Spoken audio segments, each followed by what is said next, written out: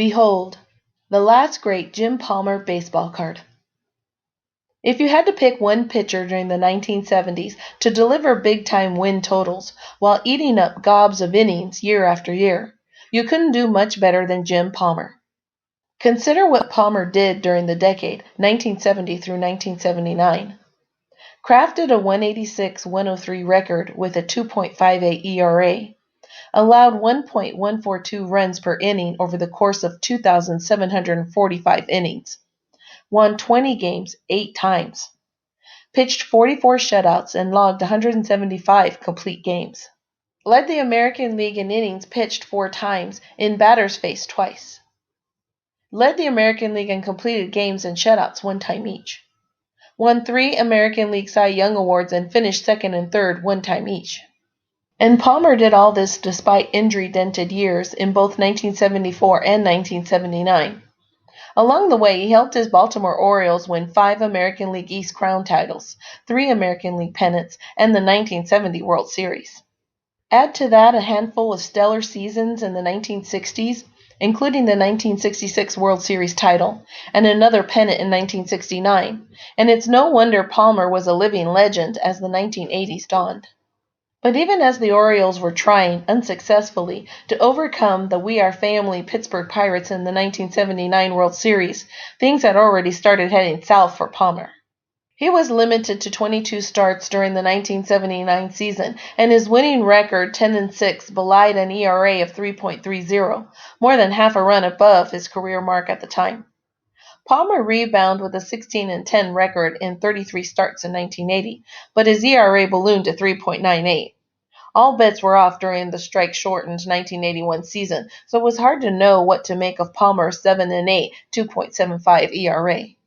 Still, with a few seasons worth of slide behind him, Palmer entered the 1982 season at age 36 with doubts swirling around him. Was he finished? Or could he put together another dose of that old Palmer magic? Getting his ERA under there. I just made you say underwear. As the Orioles battled the Milwaukee Brewers down to the wire in the American League East in 1982, Palmer managed to stay healthy enough to log 32 starts, and he was good enough to post a 3.13 ERA on his way to a gaudy 15-5 record.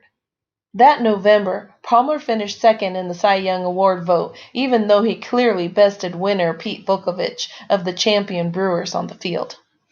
Dave Stieb got royally hosed in his vote, thanks largely to pitching for the last-place Blue Jays. And as it turned out, that would be the last great stretch of baseball we'd ever see from Jim Palmer.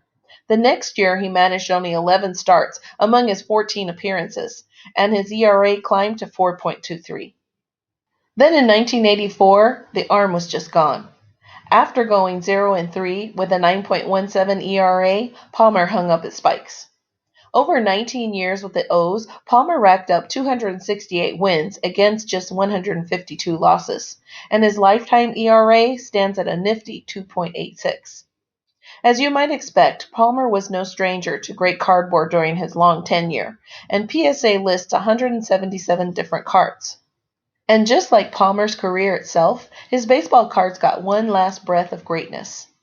After Fleer and Donruss crashed Topps Monopoly in 1981, all 3 card companies had trouble getting their legs under them.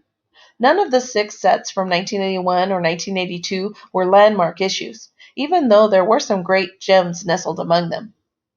In 1983, though, Topps came out swinging with a bright and crisp set that harkened back to their roots, specifically to the picture-in-picture 1963 set. And there on card number 490, Palmer appears for the last time on his Topps card as a winning pitcher. He's in the middle of his famous leg kick, getting ready to deliver the pitch to catcher Rick Dempsey.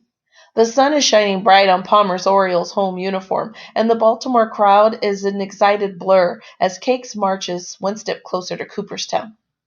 The inset circle to the lower right, Palmer's famous handsome mug, is finally starting to show a few lines as he gazes toward an unseen horizon. It's as if he already knows that 1982 will be his last real hurrah, and that his 1983 pasteboard will be his last great baseball card. Like our video? Then like our video and subscribe to our channel. WaxPackGods.com